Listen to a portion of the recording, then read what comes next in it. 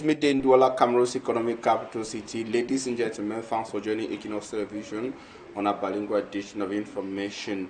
Go first in the French language with La Flessigne. Bon après-midi. Bon après-midi, Formi Armstrong Sanda. Madame, Monsieur, bon après-midi, bienvenue au journal bilingue sur Équinoxe Télévision. À la une de l'actualité, c'est le top départ pour la présidentielle 2025. La campagne électorale s'ouvre officiellement ce 27 septembre sur toute l'étendue du territoire national. Pendant 2 semaines, les 12 candidats en lice vont à la conquête des électeurs entre meetings, promesses et mobilisation. Une course décisive s'annonce marquée par des enjeux politiques majeurs et dans cette bataille entre les 12 candidats, le professeur Maurice Kamto ne donnera pas de consigne de vote. Il a annoncé hier vendredi via les plateformes digitaux. Il déplore l'absence d'unité au sein de l'opposition autour d'une candidature commune malgré les attentes des populations. Dans son discours, il appelle les citoyens à voter selon leur conscience. Écoutons un extrait sélectionné par Nana Paul Sab. J'ai lancé le 16 septembre dernier un appel aux candidats de l'opposition en lice à l'élection en question.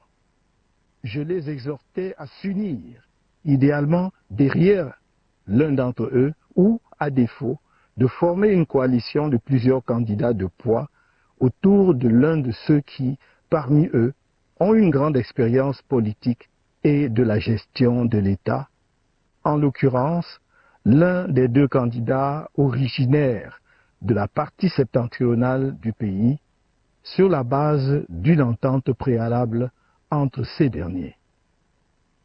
Une telle démarche était, à mon sens, susceptible d'enclencher une dynamique populaire nationale. Elle aurait permis la mutualisation des efforts et d'éviter la dispersion des voix, rendant inéluctable la victoire du candidat porté par l'ensemble du peuple du changement, autant dire tout le peuple camerounais. Je n'ai pas épargné mes efforts pour encourager la réalisation d'une entente entre les candidats de l'UNDP et du FSNC afin de rendre possible une coalition, même limitée, des candidats de l'opposition autour d'eux. Cette démarche offrait, à mes yeux, une réelle chance de victoire qui répondrait au désir profond de changement qui monte du pays tout entier. Or, un tel candidat n'a pu être trouvé aux grandes dames des Camerounais. En conséquence de tout ce qui précède, nous, Maurice Kamto et l'Alliance politique pour le changement, APC, qui soutenait ma candidature, sommes parvenus à la conclusion qu'il convient de laisser à chaque électeur la responsabilité pleine et entière de voter librement, en son âme et conscience, pour le candidat de l'opposition de son choix lors de l'élection présidentielle prévue le 12 octobre 2020. C'était le professeur Maurice Kamto, leader du MRC sur l'élection présidentielle. Dans le reste de l'actualité, évoquons cette vive tension dans la chefferie traditionnelle de Vité dans le département du Mayo-Tanaga. Plus d'1 millier de manifestants venus de cette localité ont investi la sous-préfecture de Mokolo, dénonçant des dictatures administratives. Ils rejettent également la désignation d'un nouveau chef traditionnel, Achille Kamga, pour ce reportage. C'est une population en colère qui a pris d'assaut la préfecture de Mokolo dans le département du Mayo-Tanaga. À l'origine de cette mobilisation, la contestation de la désignation d'un nouveau chef traditionnel. Nous sommes venus pour l'annulation de l'homologation qui a été faite depuis le décès de notre défunt chef. La loi n'a pas été respectée. On nous a imposé le chef. C'est pourquoi nous sommes venus solliciter l'aide des autorités administratives pour annuler cette loi parce que la consultation notablière n'a pas été faite. Le 20 juillet 2024, en effet, l'ex-sous-préfet de Mogodé avait procédé à l'installation d'un chef sans consultation préalable des notables ni annonce officielle de la vacance du trône. Une décision intervenue le même jour que l'inhumation de l'ancien chef, créant ainsi la surprise et l'indignation au sein de la population. Beaucoup de morts, derrière ça beaucoup de morts et des difficultés. Les fourrages sont gâtés, on nous maltraite trop, l'école est abandonnée. Le jour qu'on l'a installé comme chef de village de nos jours, le village vit dans le chaos. Et là, nous ne parvenons même pas à vaquer à nos occupations comme il le faut. Et nous vivons dans l'insécurité dans le village.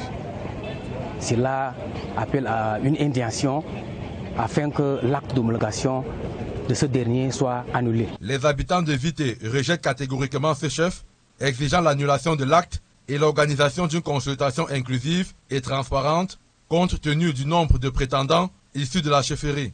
Et nous voulons que l'autorité de l'État respecte le décret numéro 77/245 du 15 juillet 1977. Cela n'a pas été fait dans notre village au sujet de la chefferie. Tout ce que nous réclamons présentement, en ce moment, l'autorité de l'État annule l'acte d'homologation de Ndema Etienne et qu'on passe par des élections libres et transparentes, tout en commençant d'abord par l'ouverture des vacances. Une délégation réduite a été reçue par le nouveau préfet. Aucune déclaration n'a été faite sur les mesures envisagées concernant ce dossier sensible et complexe. À Douala, la circulation reste perturbée sur l'axe Carrefour-Feu Rouge-Bessengue. Les travaux de réhabilitation entamés sur ce tronçon depuis environ une semaine causent des bouchons interminables et des tensions entre les usagers. Sur place, les agents de la police municipale sont débordés. Le compte rendu de Hubert Michel Kameni. Au niveau du très fréquenté Feu Rouge-Bessengue, une des voies du giratoire est actuellement fermée à la circulation. Un balai incessant d'ouvriers et d'engins lourds témoigne d'une volonté d'accélérer les travaux et réduire au maximum les désagréments pour les usagers. En attendant la fin du chantier, un plan de déviation a été mis en place. Les véhicules en direction d'Aqua sont redirigés vers l'ancienne gare de Bessengue. Sur cet itinéraire provisoire, la circulation se fait difficilement. La lenteur du trafic exaspère plus d'un automobiliste. Circuler sans circuler, ça fait semblant. C'est partout, c'est compliqué. Mieux ou pas mieux, on est obligé de faire avec. Toi-même, tu vois que ça circule bien. Toi-même, tu vois que papa, toi-même, tu vois que ça circule bien. Ça circule bien.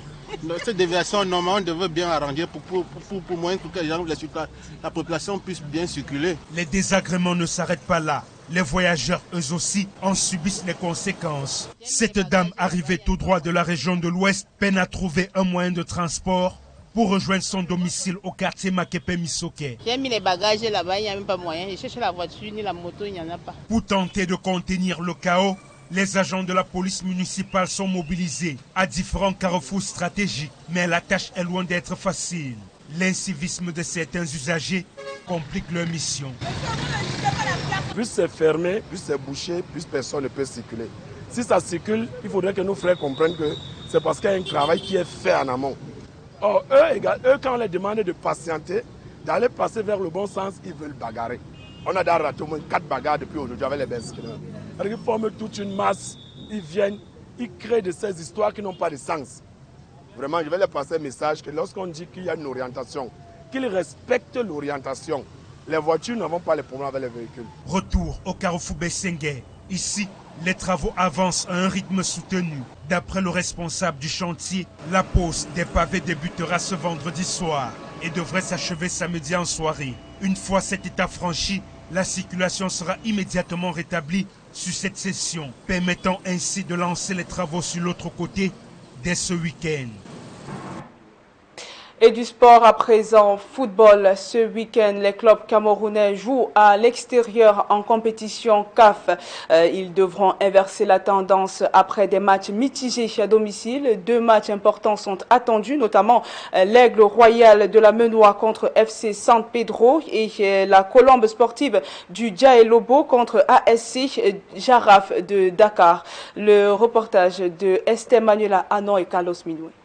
Ce week-end, les clubs camerounais livrent des matchs à l'extérieur dans les compétitions de la CAF, cherchant à améliorer leurs résultats par rapport aux matchs allés disputés à domicile le week-end précédent. En Coupe de la CAF, l'Aigle Royal de la Menoix affrontera le FC San Pedro de Côte d'Ivoire ce samedi au stade de Laurent Pocou de San Pedro. Après leur arrivée en terre ivoirienne mercredi, les hommes du coach Wamba Petit Michel ont commencé les entraînements pour rectifier les erreurs, mettre en place un plan tactique et travailler sur les faiblesses de l'équipe. Techniquement, ils étaient plus forts que et maintenant nous avons relevé certaines défaillances, c'est ce que nous sommes en train de chercher à améliorer. Je pense que depuis ce samedi, on a travaillé le samedi la récupération et depuis samedi, on est au travail. Malgré la difficulté de jouer à l'extérieur, le coach reste confiant dans la capacité de son équipe à se qualifier pour le second tour. On est vraiment bien concentré et je pense que demain, samedi, ici, on va tout donner. Physiquement, on est bien, on est prêt. On a travaillé tactiquement, marquage et démarquage pour empêcher l'adversaire de se retourner. Maintenant, ils sont prêts. Maintenant, on va voir ce qu'ils vont nous proposer. De son côté, la colombe sportive du Djaïlobo jouera contre l'ASC Djarab de Dakar en Ligue des champions de la CAF dimanche prochain. La délégation de l'Oiseau du Sud, constituée de 35 personnes, a déposé ses valises ce vendredi à Dakar. Avant le départ, les joueurs ont effectué leur dernière séance d'entraînement jeudi au complexe Mundi. Le coach Richard Toa se dit confiant pour la rencontre de ce dimanche. On a fait un bon match et de ce fait, on ne peut pas rentrer tout de suite dans l'individualité. Mais on reste dans le collectif et c'est un collectif qui a bien joué. Malheureusement, on n'a pas pu marquer le but. Je crois que toute la semaine, on a bien travaillé par rapport à la finition en espérant tout effectivement que à Dakar, on aura l'occasion de marquer, n'est-ce pas, les buts pour pouvoir se qualifier. Les Camerounais sont des amoureux du foot. Hein. Et nous avons vu dimanche dernier comment il y avait plein du monde au stade et ceux-là qui sont venus nous accompagner. Nous les promettons, n'est-ce pas, de pouvoir faire un bon résultat à Dakar et qu'ils continuent, n'est-ce pas, à nous supporter comme ils l'ont toujours fait. Après le match nul enregistré à Yaoundé lors de la Montchalé, la colombe sportive du Djaïlobo conserve encore ses chances de se qualifier pour la suite de la compétition. Pour y parvenir, l'équipe devra battre l'ASC Djarab, champion du Sénégal, sur ses propres installations au stade de la Dio de Thiès ce dimanche 28 septembre 2025. Reportage dans ce journal. L'Institut Inubil vient d'organiser sa grande cérémonie de graduation. L'événement marque la fin du cycle pour plus de 150 étudiants en licence et master. L'événement a mis en avant leurs compétences. Reportage. L'Institut universitaire bilingue du littoral célèbre ses lauréats pour les cycles de licence, bachelors et masters. Dans une ambiance empreinte d'émotion, plus de 150 étudiants ont reçu leur diplôme de fin de formation. Il s'agit de la grande graduation ceremony pour les lauréats des licences délocalisées françaises, licences professionnelles, bachelor degrees et masters. Quand on parle de licences délocalisées, c'est les licences d'Evry qui ont été effectivement délocalisées à Istama Inubil. Donc ce sont des étudiants de l'université d'Evry et pour être admis à cette licence, il y a deux possibilités, soit on a un bac plus 2, soit par la validation des acquis professionnels.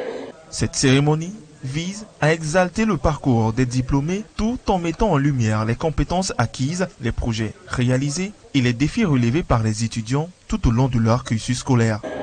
Je sors major de la promotion, major général également de toutes les autres promotions réunies, mais c'est l'œuvre de beaucoup de travail de groupe, travail personnel également. I feel accomplished, achieved, like a big achievement for me. I can say in my family, I'm the first person that has received a bachelor's degree.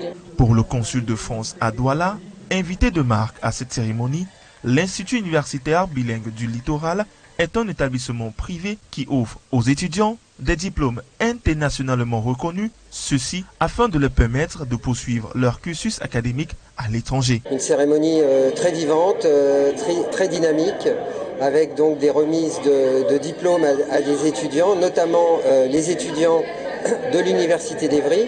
Je sais qu'il y a un partenariat très étroit entre l'Inubil et l'université d'Evry, qui est ancien maintenant, puisqu'il a un peu plus de 8 ans, et qui permet de dispenser des formations professionnalisantes au bénéfice de jeunes Camerounais, afin de leur permettre d'avoir une insertion professionnelle. Voilà, c'est quelque chose d'important pour nous dans le cadre de la coopération universitaire et le soutien aux jeunes et notamment à l'employabilité des jeunes. Et bien sûr, les étudiants inubiles, s'ils ont eu 100% de visa cette année, ça continuera dans les années qui viennent parce que c'est un établissement d'excellence. L'Inubil délocalise aussi des licences professionnelles et académiques au sein de ses campus à travers des partenariats avec l'Université d'Evry, de Sorbonne Paris-Nord, de Limoges et l'IUT de Cachan. Nous avons été très honorés par la présence de M. le Consul général qui a de bout en bout présidé cette cérémonie. C'est une preuve que les relations entre le Cameroun et la France, surtout en matière universitaire, se portent très bien. Le fait que l'Université d'Evry délocalise certaines de ses formations ici au campus Istama est une preuve de la confiance que ces universités font à nos institutions universitaires locales. Au-delà de l'obtention formelle d'un diplôme, cet événement célèbre la persévérance et le dépassement de soi, une légitimation des formations offertes par les 4 écoles. Voilà, c'est la fin de la première partie du journal, la deuxième en anglais. Avec vous, Formi Armstrong-Sanda. All right, ladies and gentlemen, we're happy you're staying with us in the second segment of news in the English language. Now we're starting with the major news events across Cameroon. It is official. Campaigns have been formally launched for the 2025 presidential election in Cameroon, otherwise the race to Itoji. In respect to the electoral calendar, the 12 candidates on the list now have the latitude to convince and canvass for votes in all forms before midnight on October the 11th, 2025. Between promises, projections, and realizations, Cameroonians will have the opportunity to scrutinize and choose who to entrust their future for the next 7 years in order to maintain the tranquility and the progress of the country. In the meantime, opposition leader Professor Maurice Kamto, sidelined candidate of the October race in Cameroon, will not be campaigning for any of the candidates on the list. In a viral video outing on social media yesterday, Professor Maurice Kamto says the failure of the opposition, at least those on the list, to have a consensus has left him without a choice but to allow his supporters to vote as they will. Take a listen to an extract of the outing of Professor Maurice Kamto proposed by the news team. Despite the unjust and despicable decision to reject my candidacy in the presidential election scheduled for next October, many Cameroonians continue to believe that I can still play a key role in the outcome of this election. I thank them for their renewed esteem and unwavering confidence.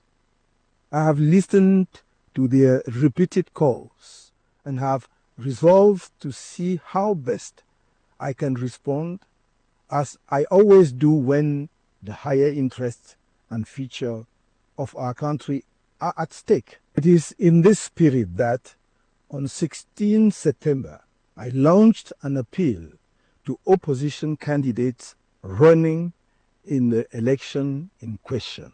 I urged them to unite, ideally behind one of their number, or, failing that, to form a coalition of several strong candidates around one of those among them who has extensive political and state management experience, in this case, one of the 2 candidates from the northern part of the country, on the basis of a prior agreement between them. In my view, such an approach was likely to trigger a national popular movement. It would have allowed for the pooling of efforts and avoided the dispersion of votes, making the victory of the candidate supported by the entire people of change. In other words, the entire Cameroonian people inevitable. Since this appeal, I have met and exchanged views with 7 of the 11 opposition candidates, including the most important ones, as well as a number of prominent figures from civil society. I have spared no effort to encourage an agreement between the UNDP and FSNC candidates in order to make possible a coalition, even of a limited one, of opposition candidates around them. In my view, this approach offered a real chance of victory that would respond to the deep desire for change that is rising throughout the country. And in one of his outings, one of the candidates was received by a mammoth crowd in Bafoussam, headquarters of the West region of Cameroon. That is the candidate of the Cameroon National Salvation Front political party, Issa Chiroma Bakare, speaking to the crowd in Bafoussam, said that the institutions in Cameroon, especially those charged with organizing the elections, have in most cases been working to favor the candidate of the ruling CPT and political party. In order to change the narrative, Issa Chiroma urged the people of Bafoussam and those of the West region to vote massively in order to be able to make a change come the 12th of October 2025. Details with Innocent Aze. Addressing a mammoth crowd at a place called Boulevard Sokada in Bafoussam, presidential candidate Issa Chiroma Bakare pledged to make them great in their respective walks of life. Je ferai des hommes de l'Ouest mes conseillers. Je ferai des hommes de l'Ouest mes hommes d'affaires. Je ferai des hommes de l'Ouest mes hommes d'affaires. Je ferai des hommes d'affaires, c'est des professeurs pour enseigner comment on fait pour faire fortune. Leader of the Cameroon National Salvation Front Party took the engagement to invest his efforts to bring out Cameroon from misery and make it great once in power. Le monde entier s'interroge. Qu'est-ce qui se passe au Cameroun aujourd'hui? The world is asking what is happening in Cameroon, a country that was among the richest in terms of resources. Today, without external support, our economy will collapse. Aujourd'hui, on se trouve au creux de la vague. Aujourd'hui, sans l'assistance respiratoire économique des institutions financières internationales, notre économie se serait effondrée. Issa Chiroma recorded to the crowd that he is being threatened by well-known state personalities. Vous êtes au courant que je fais l'objet d'une menace. I keep telling them I have the power of the people. Once you get the protection of the people, no one can harm you because the people are invincible. Lorsque le peuple est votre protecteur, il n'y a rien à faire. Vous devenez invulnérable parce que le peuple est invincible. The former member of government invites the population of the West region to not only vote massively for him, but to also form a strong bloc against electoral fraud. I have never betrayed an engagement. The engagement I just took before you today is that which engages you too. I have played my part. It is time for you to play yours. Present at the rally were Anissa Dekane and Professor Abba Oyono, who see into Issa Chiroma Bakare a man needed for a new Cameroon. And the nature of campaigns in the English-speaking Northwest and Southwest regions remains a cause for concern with regards to the challenges faced on the level of security within the context of the Anglophone crisis. It is being manifested in several forms, and in Tiko, it is the traditional ghost towns and also lockdown declared that has seen shops closed. Administrators and municipal authorities on their part are determined to get shops opened so businesses can unfold normally. We have details with Esie Luciliengo. To maintain hygiene and sanitation in public and market spaces within the Gateway municipality of the Southwest region, the mayor of Tiko and his team have sealed shops for non-compliance with the Thursday cleaning activity known as Keep Tiko Clean. This action aligns with the special operation led by His Royal Highness Dr. Peter Ikomi Mesoso in Tiko, Likomba, and the Mutengene market. We urge everyone, including business owners, to open their shops to save the community. When this is not done, it indirectly punishes consumers.